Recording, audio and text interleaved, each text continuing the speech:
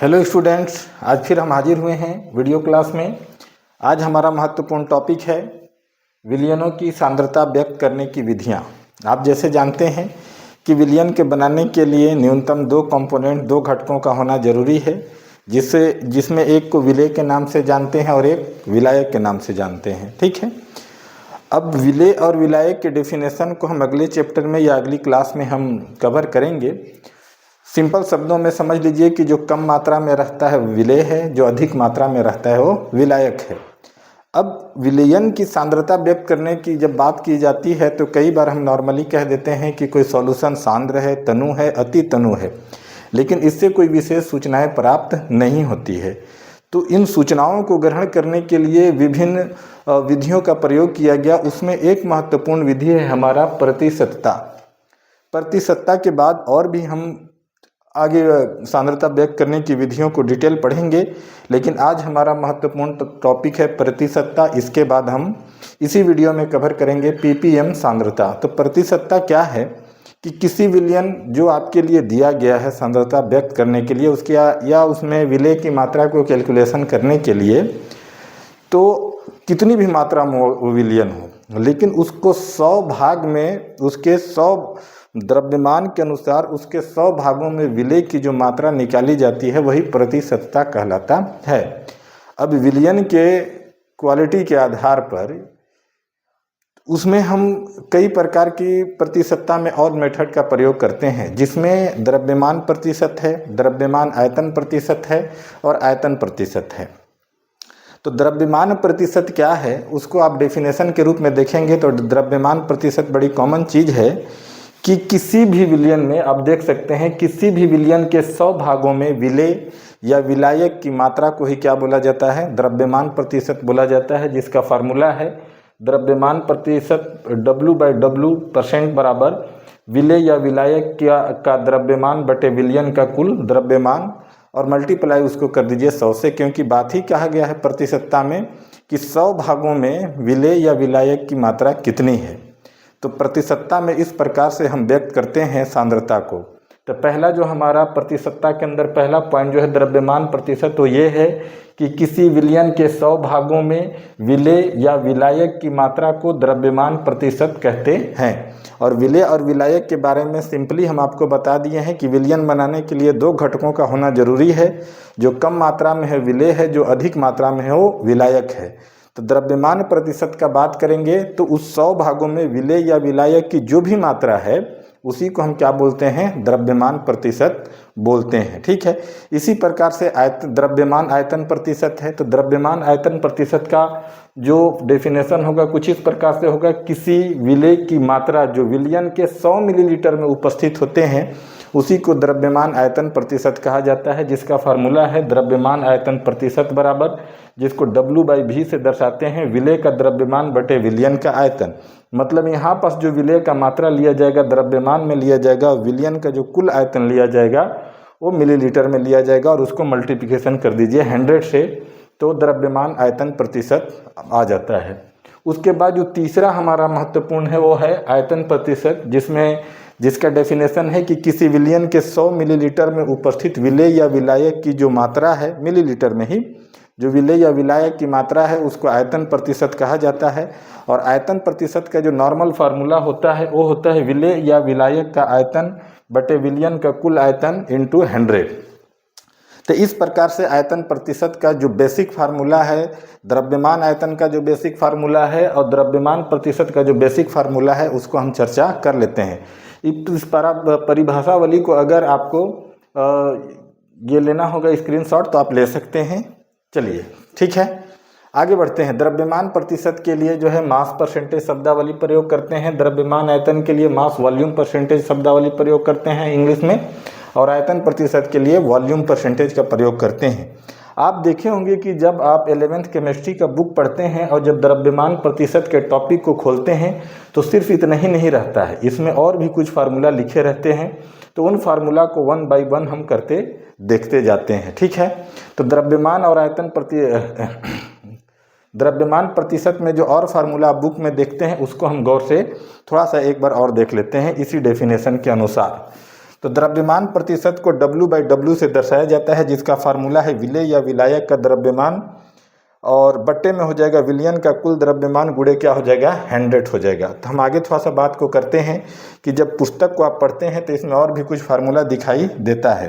तो चलिए इसी में हम इस फार्मूला में द्रव्यमान प्रतिशत में और आगे पढ़ते हैं, अर्थात मास परसेंटेज को और आगे लेके जाते हैं। तो इस फार्मूला को रहने देते हैं, ऊपर के पार्ट को डिलीट कर देते हैं। तब देखिएगा हम समझने का प्रयास करते हैं। देखिएगा, गौर से देखिएगा, अगर इस फार्मूला के बाद हम आगे और बढ़ने का कोशिश करें, इससे और आगे बढ़ेंगे तो देखिए क्या हो जाएगा। द्रव्यमान प्रतिशत में देखिएगा, माना कि किसी विलयन के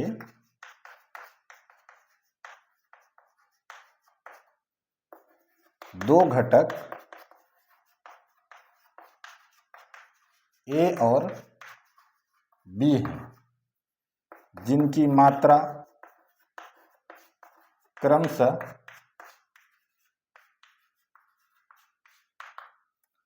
WA और WB है।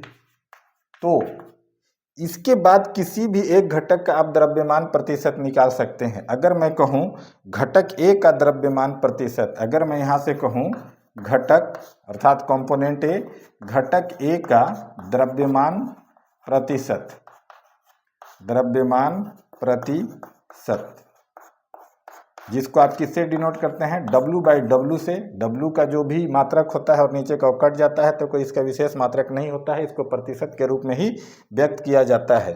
तो जब घटक A का द्रव्यमान प्रतिशत निकालते हैं तो यहाँ पास क्या हो जाएगा, विलेय या विलायक का द्रव्यमान। अगर मैं A को ही विलेय मान लूँ तो यहाँ पास विलेय का द्रव्यमान लिखा जाएगा, और इसका द्रव्यमान कितना हम लिए हैं, WA लिए हैं।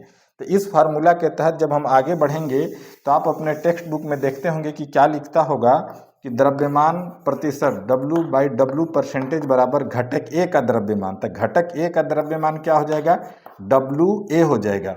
और आपने कहा है बट्टे में कि विलयन का कुल द्रव्यमान, तो यहाँ पास इसको बनाने वाले जो दो घटक हैं A और B, और दोनों का द्रव्यमान क्या है WA और WB। तो यहाँ क्या हो जाएगा WA प्लस क्या हो जाएगा WB हो जाएगा, गुणे क्या हो जाएगा 100 हो जाएगा। इस प्रकार के फार्मूला आपने अपने पुस्तक में देखा भी होगा। अगर आगे बात करेंगे कि घटक B का भी क्या द्रव्यमान प्रतिशत निकाला जा सकता है, तो बड़ी आसानी से घटक B का भी द्रव्यमान प्रतिशत निकाला जा सकता है। घटक कंपोनेंट B, घटक B का द्रव्यमान प्रतिशत, द्रव्यमान प्रतिशत, फार्मूला वही होगा, बस ऊपर का जो है ये चेंज हो जाएगा। तो क्या चेंज हो जाएगा देखिएगा, इसको डिलीट कर दे रहे हैं, आगे गौर से देखिएगा। तो देखिएगा आगे क्या हो जाएगा, ये हमारा A के लिए था, अब B के लिए निकालते हैं W/W परसेंटेज। किस घटक के लिए हम निकाल रहे हैं, B के लिए। तो यहाँ पास इस बार जो मात्रा हो जाएगा WB का, और यहाँ तो कुल मात्रा रहेगा ही WA प्लस WB गुणे क्या हो जाएगा 100 हो जाएगा।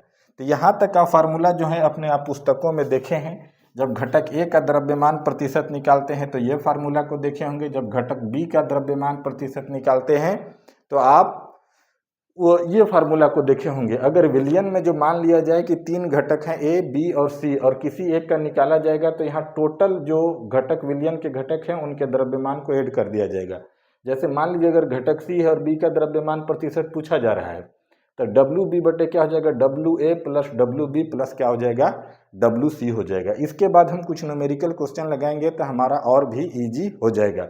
यहाँ तक मैं समझता हूँ कि द्रव्यमान प्रतिशत को आप बढ़िया से समझ चुके हैं। इसी प्रकार हम द्रव्यमान आयतन प्रतिशत की बात एक बार कर लेते हैं फार्मूला के रूप में, ठीक है। इसको बाकी हम डिलीट कर देते हैं। तो देखिएगा, गौर से देखिएगा, यहाँ पास एक बार परिभाषा को और देख लीजिए द्रव्यमान आयतन प्रतिशत को, कि किसी विलेय की मात्रा जो विलयन के 100 मिलीलीटर में उपस्थित होते हैं उसे द्रव्यमान आयतन प्रतिशत कहते हैं। तो हम सूत्र को छोड़ देते हैं, बाकी परिभाषा जो है, डेफिनेशन जो है उसको डिलीट कर देते हैं ताकि हमको बोर्ड में और जगह मिल जाए लिखने के लिए, है ना। तो देखिएगा, इसको डिलीट कर देते हैं। चलिए अब गौर से देखिएगा, प्रतिशतता के संबंध में जो कुछ भी है देखेंगे हम यहाँ पर देखेंगे। आप बोर्ड पर नज़रें बनाए रहिएगा, द्रव्यमान प्रतिशतता के बारे में कोई भी कन्फ्यूजन हो जाएगा इसके बाद क्लियर हो जाएगा। वैसा ही मान लेते हैं कि माना कि कोई विलयन के दो घटक ए और बी हैं जिनमें घटक, अगर मैं बी को विलेय मान लूं, घटक बी का द्रव्यमान WB तथा दोनों का आयतन, आप गौर से देखते रहिएगा, दोनों का आयतन VA एवं VB हो तो, ठीक है, घटक B का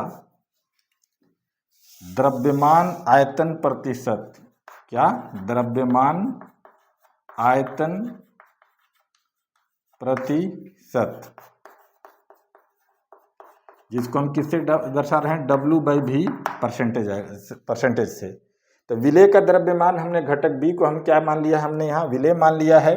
तो यहाँ पास विलेय का द्रव्यमान जो है वो हम निकाले हैं WB और बटे विलयन का कुल आयतन है। तो इसी फार्मूला में जब वैल्यू पुट करेंगे तो क्या हो जाएगा, विलेय का द्रव्यमान आपका क्या हो जाएगा, WB हो जाएगा, और जो विलयन का आयतन है वो दोनों का क्या हो जाएगा, योग हो जाएगा, VA प्लस VB गुणे क्या हो जाएगा, 100 हो जाएगा। तो ये द्रव्यमान आयतन प्रतिशत का ये हमारे पास फार्मूला आ जाता है।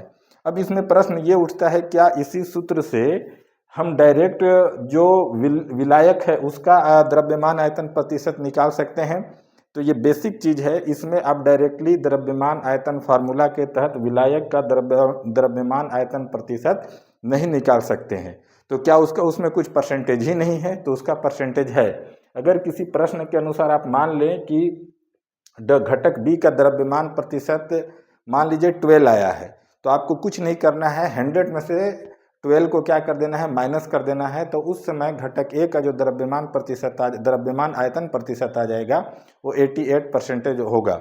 ये वैकल्पिक तरीके से निकाला जाता है। द्रव्यमान आयतन प्रतिशत में केवल और केवल कॉन्सेप्ट बेसिस बात किया जाए तो विलेय के ही द्रव्यमान आयतन प्रतिशत का गणना किया जा सकता है। यहाँ तक बात क्लियर हुआ। अब हमारा जो एक तीसरा पॉइंट है आयतन प्रतिशत। तो आयतन प्रतिशत का जो आपने फार्मूला देखा वो अब इसको हम डिलीट कर दे रहे हैं, आप समझ चुके हैं। आयतन प्रतिशत के बारे में आगे बढ़ते हैं। तो देखिएगा आयतन प्रतिशत का जो आपने फार्मूला लिखा है वो क्या लिखा है, गौर से आप पढ़ेंगे तो उसमें आपने लिखा है कि किसी विलयन के 100 ml में उपस्थित विलेय या विलायक की मात्रा को आयतन प्रतिशत कहा जाता है। फिर से हम उसी चीज को फार्मूला के रूप में लाते हैं, तो वही लिखते हैं कि माना कि कोई विलयन के या किसी विलयन के दो घटक, विलयन के दो घटक या उससे ज़्यादा भी हो सकते हैं, दो घटक A और B हैं।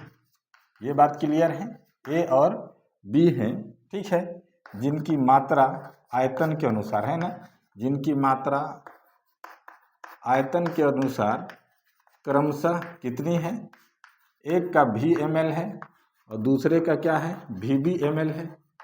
किसी भी घटक का आयतन प्रतिशत निकाला जाए, अगर घटक A का आयतन प्रतिशत निकाला जाता है, घटक A का आयतन प्रतिशत, तो घटक A का आयतन प्रतिशत निकालते हैं तो आयतन प्रतिशत को आप निकालने के लिए V/V शब्दावली का प्रयोग किया है।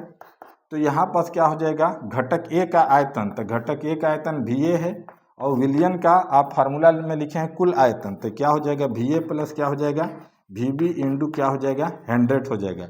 इसी प्रकार अगर आप घटक B का निकालते हैं आयतन प्रतिशत तो ऊपर में क्या लिख देंगे VBML और नीचे विलयन का क्या हो जाएगा कुल ml में आयतन, और ये 100 से गुणा कर देंगे। तो एक सूत्र हमारे पास ये भी आ जाता है, एक सूत्र हमारे पास ये भी आ जाता है। तो इन दोनों सूत्रों के माध्यम से विलयन के कोई भी घटक का हम आयतन प्रतिशत की गणना कर सकते हैं।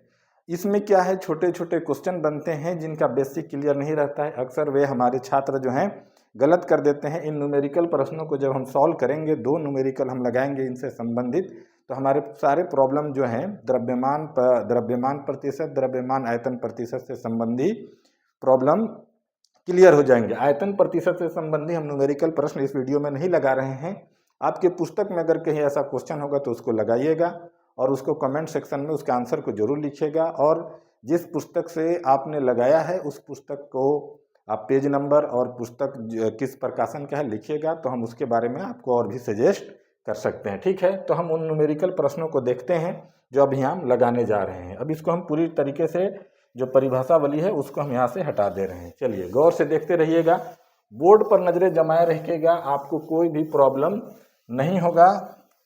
रसायन में आपको कोई भी प्रॉब्लम नहीं आने देंगे। बस आप नियमित रूप से वीडियो देखते रहिए, प्रॉब्लम आता है तो उसके बारे में चर्चा कीजिए, हमारे कमेंट सेक्शन में लिखिए, अपने प्रॉब्लम को हमारे साथ शेयर कीजिए। तो हमारा पहला प्रश्न है कि किसी पदार्थ ए के 2 ग्राम को जल में मिलाकर 1 विलयन प्राप्त किया गया है, तो उस घटक ए का द्रव्यमान प्रतिशत ज्ञात कीजिए, है ना। तो हमारा प्रश्न है, गौर से देखिएगा, प्रश्न देखिएगा, किसी पदार्थ ए के, किसी पदार्थ ए के 2 ग्राम को जल में घोलकर 1 विलयन बनाया गया है या प्राप्त किया गया है। ठीक है, विलयन प्राप्त किया गया है या बनाया गया है, बनाया गया है, तो ए का द्रव्यमान प्रतिशत ज्ञात करें या कीजिए।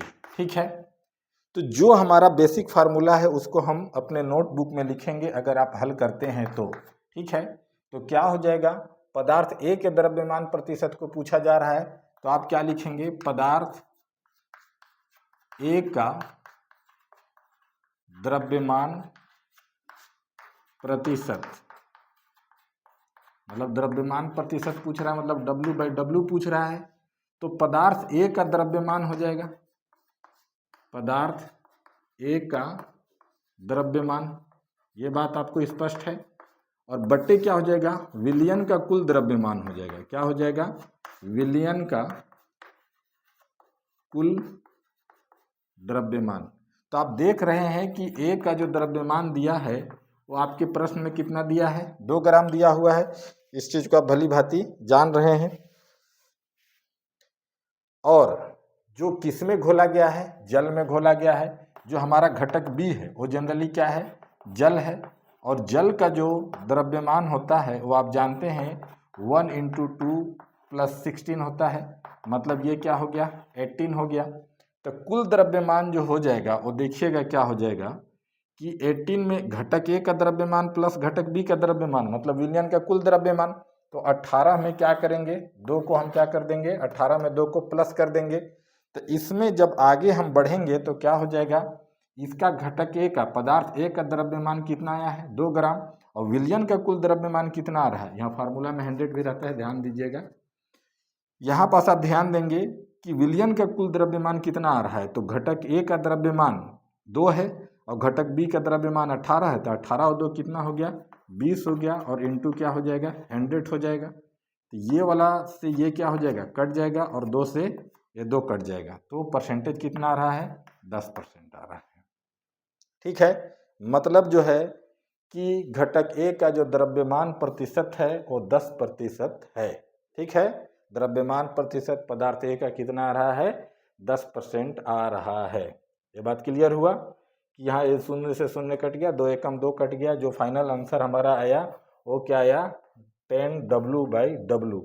इस प्रकार का चीज़ आप कहाँ देखे होंगे, इस प्रकार का चीज़ आप देखे होंगे कि जो घर में आप दवाइयाँ लाते हैं, खासकर सिरप वगैरह लाते हैं, तो दवाई बनाने वाला जितने कंपोनेंट है उसके मात्रा को ऐसा ही लिखा जाता है, मतलब उसका जो मात्रात्मक सूचना है उसी को हम प्राप्त करने के लिए ये सब द्रव्यमान प्रतिशत और आयतन प्रतिशत का हम प्रयोग जनरली करते हैं। ठीक है, अब एक जो है द्रव्यमान आयतन संबंधी एक और क्वेश्चन लगाते हैं, उसके बाद हमारा ये पूरा मामला जो है क्या हो जाएगा, क्लियर हो जाएगा। ठीक है, ये हमारा जो क्वेश्चन था द्रव्यमान प्रतिशत पर आधारित था। अगला जो हमारा प्रश्न है द्रव्यमान आयतन प्रतिशत पर आधारित है, तो इसका अगर आपको स्क्रीनशॉट लेना है तो ले सकते हैं। चलिए आगे बढ़ते हैं। चलिए आगे देखिए, अगला क्वेश्चन जो हमारा हो जाएगा वो और मज़ेदार है, देखिएगा अगला क्वेश्चन। तो अगला प्रश्न जो है हमारा वो है कि 40 ग्राम नमक को पानी में घोलकर 500 मिलीलीटर का विलयन तैयार किया जाता है, तो नमक का द्रव्यमान आयतन प्रतिशत निकालिए। प्रश्न हमारा क्या है, गौर से बोर्ड में देखिएगा, है 40 ग्राम नमक को पानी में घोलकर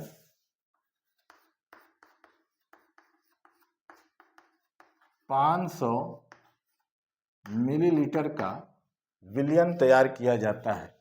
विलयन तैयार किया जाता है, तो नमक का द्रव्यमान आयतन प्रतिशत ज्ञात कीजिए। नमक का द्रव्यमान आयतन प्रतिशत ज्ञात कीजिए। द्रव्यमान आयतन प्रतिशत ज्ञात करना है, जो W भाई क्या होता है, V होता है ना, ज्ञात करें। ठीक है, हमारे पास जो फार्मूला था द्रव्यमान आयतन प्रतिशत का, ठीक है, वो क्या था, W/V इक्वल टू क्या था, किसी घटक A का द्रव्यमान, मान लीजिए वहाँ जो विलेय है वो WB ले लिए हैं, और जो वहाँ कुल आयतन हो जाएगा, तो कुल आयतन जो होगा वो विलयन का कुल आयतन होगा, है ना। कई बार हमारे बच्चे गलती ये कर देते हैं कि विलयन के कुल आयतन में ये लिख देते हैं कि 500 ml प्लस 40 ग्राम। तो 500 ml प्लस 40 ग्राम क्या हो जाएगा, 540 हो जाएगा। लेकिन पहले देखिए दो अलग अलग यूनिट है, एक यूनिट ग्राम में दिया है, एक यूनिट मिलीलीटर में दिया है, तो वो तो जोड़ा ही नहीं जा सकता है। हम जानते हैं कि समान यूनिट को समान यूनिट में जोड़ा जाता है। 2 किलोग्राम चावल को 4 किलोग्राम दाल में नहीं जोड़ सकते हैं, दाल के वजन को दाल में ही जोड़ेंगे, चावल के वजन को चावल में ही जोड़ेंगे, द्रव्यमान के अनुसार जोड़ेंगे कि कुल कितने द्रव्यमान की पदार्थ है, जब एक हो जाएगा तब आप जोड़ेंगे। ठीक है, तो इसी प्रकार जो है विलयन का जो कुल आयतन है वो कितना है, 500 मिलीलीटर है। मतलब नमक घुलने के बाद अगर लैब में बनाया जाएगा तो कम मात्रा में ही 40 ग्राम के नमक को घोला जाएगा, और उसके बाद उसमें पानी डालकर उसके टोटल वॉल्यूम को 500 मिलीलीटर किया जाएगा। तो यहाँ पास अगर मैं कह दूं कि कुल आयतन विलयन का क्या हो जाएगा, कुल आयतन, ठीक है, कुल आयतन गुणे क्या हो जाएगा, 100 हो जाएगा, जो पीछे हम सूत्र में पढ़े हैं, है ना, कि विलेय का द्रव्यमान बटे विलयन का आयतन गुणे 100। तो यहाँ पास क्या इसका मात्रा हो जाएगा 40 ग्राम। विलयन का आयतन कितना रहा है, 500 गुणे 100। ये गुणे 100 का कॉन्सेप्ट ही है कि 500 ml में भले वो 40 ग्राम है, लेकिन अगर 100 ml का बात किया जाए तो कितना हो रहेगा, कितना रहेगा, वही क्या है हमारा द्रव्यमान आयतन प्रतिशत है, वही हमारा क्या है, प्रतिशतता है। कि किसी भी अमाउंट में बात किया जाए, लेकिन जब अमाउंट 100 फिक्स कर दिया जाए विलयन का या किसी भी चीज का, तब वहीं पास प्रतिशत शब्दावली का हम प्रयोग करते हैं। तो यहाँ पास से आप देखेंगे तो ये 00 से क्या हो जाएगा, 00 कैंसिल हो गया, और 5 अठे क्या हो जाएगा, 40 हो जाएगा। मतलब यहाँ पास जो द्रव्यमान आयतन प्रतिशत आ रहा है नमक का, वो क्या आ रहा है, 8% आ रहा है। ठीक है, तो ये सब चीजें क्या होते जा रही है, ईजी होते जा रही है। तो इस प्रकार से हमने परिभाषा के आधार पर और उनके फार्मूला के आधार पर कुछ प्रश्नों को हमने आंकिक प्रश्नों को हल किया। इसके आधार पर आपने पढ़ लिया द्रव्यमान प्रतिशत, द्रव्यमान आयतन प्रतिशत और आयतन प्रतिशत। ये जो जनरली क्या है कि इन सूत्रों का या इन विधियों का उपयोग तब करते हैं जब जो है विलेय की मात्रा जो है, मतलब उसमें ऑब्जर्व करने योग्य है। कभी कभी ऐसा होता है कि विलायक की मात्रा इतनी होती है कि उसकी तुलना में विलेय की मात्रा नगण्य है। ठीक है, तो वहां पास जब अभी हम 100 भागों में बात कर रहे थे, लेकिन जब हम बात करते हैं कि 10 लाख भागों में विलेय की मात्रा कितनी है, तब वहां पास इस सांद्रता की मेजरिंग करने की विधि को ही क्या बोला जाता है, पीपीएम सांद्रता। तो हम पीपीएम तकनीक का उपयोग कब करते हैं, जब विलेय की मात्रा अत्यंत कम हो जाता है। ठीक है, तो अगला हमारा जो इसमें हेडिंग है वो है पीपीएम सांद्रता। ठीक है, तो इसको हम डिलीट कर दे रहे हैं, आपको स्क्रीनशॉट लेना है तो ले सकते हैं। चलिए आगे बढ़ते हैं। आगे जो है हमारा वो है पीपीएम सांद्रता। तो देखिएगा अगला हमारा जो टॉपिक है वो है पीपीएम सांद्रता। बस बोर्ड पर नज़रें बनाए रखिए, आपका सब प्रॉब्लम को दूर कर दिया जाएगा, है ना। जिसको बोला जाता है भाग प्रति मिलियन, 1 मिलियन में 10 लाख होता है, ठीक है, भाग प्रति मिलियन, ठीक है, जिसको हम बोलते हैं पार्ट्स पर मिलियन, ठीक है। तो पार्ट्स पर मिलियन में आप देखेंगे कि पार्ट्स पर मिलियन में आप जाते हैं तो हमारा जो सबसे महत्वपूर्ण चीज़ है वो यही है कि पार्ट्स पर मिलियन में आप ध्यान देंगे कि 10 लाख भागों में उसकी संख्या क्या है ना। विलेय की 10 लाख भागों में संख्या क्या है, उसी को हम पीपीएम सांद्रता कहते हैं। डेफिनेशन के रूप में अगर जाएंगे तो इसका डेफिनेशन आप क्या लिखेंगे, आपको एक बार बोर्ड पर लिख दे रहा हूँ, इसके बाद समस्या कुछ भी नहीं होगा, ठीक है। तो ये परिभाषा इसका क्या है कि विलयन के द्रव्यमान के अनुसार, विलयन के द्रव्यमान के अनुसार, किसके अनुसार, द्रव्यमान के, विलयन के द्रव्यमान के अनुसार 10 लाख भाग में उपस्थित विलेय की 10 लाख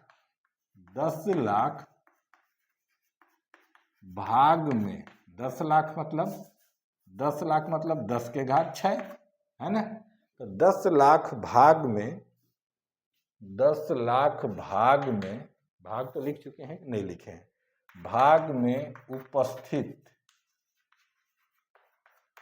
विलेय के द्रव्यमान को, ठीक है ना, विलेय के द्रव्यमान को, ठीक है, भाग प्रति मिलियन सांद्रता कहते हैं। क्या कहते हैं, भाग प्रति मिलियन या पीपीएम सांद्रता कहा जाता है। पीपीएम सांद्रता का जो फार्मूला है वो सीधे है पीपीएम बराबर विलेय का द्रव्यमान, विलेय का द्रव्यमान, ठीक है, बट्टे जो हो जाता है विलायक का द्रव्यमान हो जाता है। क्या हो जाता है, विलायक का द्रव्यमान। यहाँ पास ध्यान देने वाली बात है कि कई पुस्तक या बुक्स में लिखे हैं विलायक की जगह विलयन का द्रव्यमान। तो हम पहले ही बात कर लिए हैं कि यहाँ पास विलायक की मात्रा इतनी है कि विलेय की मात्रा को नगण्य माना जा सकता है। तो जो जनरली विलायक का द्रव्यमान है वही विलयन का द्रव्यमान होगा। तो यहाँ पास ये भी आपको लिखा हुआ मिलेगा या विलयन का द्रव्यमान। आप विलायक का द्रव्यमान लिखिए या विलयन का द्रव्यमान लिखिए, ठीक है, दोनों सूत्र आपको देखने को मिल जाएगा। लेकिन ज़्यादा सही जो है ये माना जाएगा। कौन सा माना जाएगा, ये माना जाएगा। आप कभी भी सांद्रता लिखें तो ऐसा ही लिखें, पीपीएम बराबर विलेय का द्रव्यमान बटे विलयन का द्रव्यमान, और गुणे में हो जाएगा 10 के घात में क्या हो जाएगा, 6 हो जाएगा। तो ये आपका क्या हो जाएगा, पीपीएम सांद्रता का क्या हो जाएगा, फार्मूला हो जाएगा, ठीक है।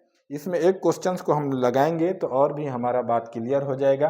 तो देखिएगा, एक क्वेश्चन लेते हैं इसके लिए, उसके बाद हमारा सब प्रॉब्लम पीपीएम सांद्रता संबंधी भी क्या हो जाएगा, खत्म हो जाएगा। खासकर इन नमूनों के नमूनों की में सांद्रता सैंपल में सांद्रता को व्यक्त करते हैं कि जहाँ पास विलयन का जो मात्रा है ज़्यादा है और उसमें विलेय की मात्रा क्या है, बहुत ही कम है, ठीक है। बार बार उस चीज़ को बोल रहे हैं। तो देखिएगा, एक प्रश्न लगाते हैं इससे संबंधित।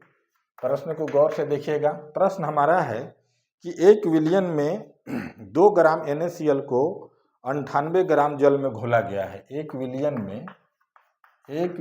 में 2 ग्राम NaCl को 998 ग्राम जल में घोला गया है। कितना में घोला गया है, 998 ग्राम में घोला गया है। तो नमक मतलब NaCl का पीपीएम सांद्रता ज्ञात कीजिए, ठीक है। पीपीएम सांद्रता आपको क्या करना है, ज्ञात करना है। इतने ही सिंपल क्वेश्चन भी से संबंधित आते हैं। तो पीपीएम सांद्रता तो एकदम इजी हो गया। पीपीएम सांद्रता बराबर क्या हो जाएगा, विलेय का द्रव्यमान, तो विलेय का द्रव्यमान कितना दिया है 2 ग्राम। अब हम बोले हैं कि बट्टे में विलायक के द्रव्यमान से ज़्यादा बेस्ट है विलयन के द्रव्यमान को लिखना, ठीक है। तो विलयन का द्रव्यमान क्या हो जाएगा 998 ग्राम क्या है, इसमें जल है, ये 998 ग्राम हो गया। और इसमें जो नमक डाला गया है कितना डाला गया है 2 ग्राम डाला गया है, तो टोटल विलयन कितना हो गया 1000 ग्राम का हो गया। तो यहाँ पास क्या हो जाएगा ये 1000 ग्राम, और गुणे क्या हो जाएगा 10 के घात में 6, ये वाला 6। आगे सॉल्व करते हैं तो देखिएगा, छोटे छोटे आंकिक प्रश्नों को हल करने के तकनीक को सीखते जाइए, आपको कोई भी समस्या नहीं होगा। ये हो जाएगा 2, और 1000 को क्या लिखा जा सकता है 1000 को लिखा जा सकता है, आप जानते हैं 10 गुणे 10 गुणे क्या लिखा जा सकता है 10 लिखा जा सकता है। सबके पावर में 1 है तो इसके पावर में क्या लिखा जाएगा 3, तो 10 के पावर में 3 और ये 10 के पावर में क्या हो जाएगा 6, तो 10 के पावर 3 से 10 का पावर 3 कट जाएगा, है ना, मतलब 1000 ही है, 10 के पावर 3 मतलब 1000 है। तो यहाँ पास क्या हो जाएगा, यहाँ पास हो जाएगा 2 गुणे 10 के पावर 3 अर्थात 1000, तो ये हो गया 1000। इसको मल्टीप्लिकेशन कर देंगे तो ये क्या हो जाएगा 2000 ppm। एकदम इजी सा हो गया, ठीक है। किसी भी एग्जाम में आपके लिए जो है बोनस अंक है, ठीक है। तो मैं समझता हूँ कि ये जो है हमारा प्रतिशतता और भाग प्रति मिलियन से जो हमारा टॉपिक था वो आपके लिए सरल हो जाएगा। इसके बाद कल आगे हम देखेंगे मोलरता देखेंगे, फॉर्मलता देखेंगे, नॉर्मलता देखेंगे, मोल प्रभाव देखेंगे, ठीक है। तो अगर ये वीडियो आपके लिए उपयोगी है तो अंसारी एजुकेशन चैनल को लाइक्स कीजिए, सब्सक्राइब कीजिए, अपने प्रॉब्लम को हमारे कमेंट सेक्शन के साथ शेयर कीजिए। Thank you very much.